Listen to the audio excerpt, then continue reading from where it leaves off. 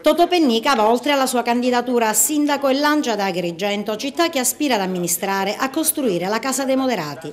La mia ambizione a margine di queste amministrative, ha detto, è quella di costruire la Casa dei Moderati, mettendo fuori da Palazzo dei Giganti e della città i progetti ambigui, le mistificazioni e il trasformismo della politica.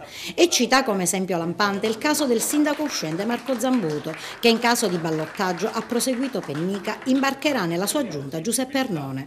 Parole, quelle di Pennica, appoggiato anche da Grande Sud di Gianfranco Miccichè, Michele Cimino e Paolo Ferrara, pronunciate davanti agli ex ministri Ronchi e Meloni e al coordinatore provinciale del PDL Nino Bosco.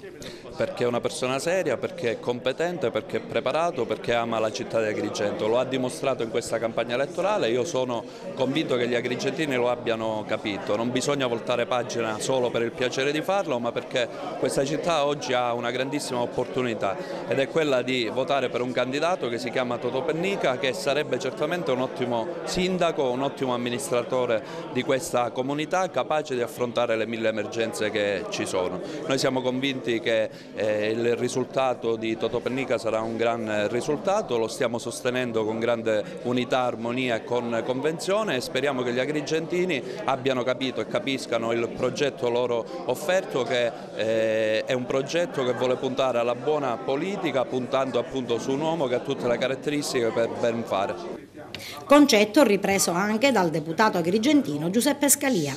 Non c'è dubbio che si tratta di elezioni amministrative, quindi diamogli il significato di una competizione civica, però è importante perché sarà un momento nel quale si capirà qual è l'umore degli elettori. Insomma, è ovvio che noi guardiamo con molta attenzione il risultato elettorale in Sicilia, in particolare ad Agrigento, per prepararci alle prossime elezioni regionali che speriamo siano in autunno.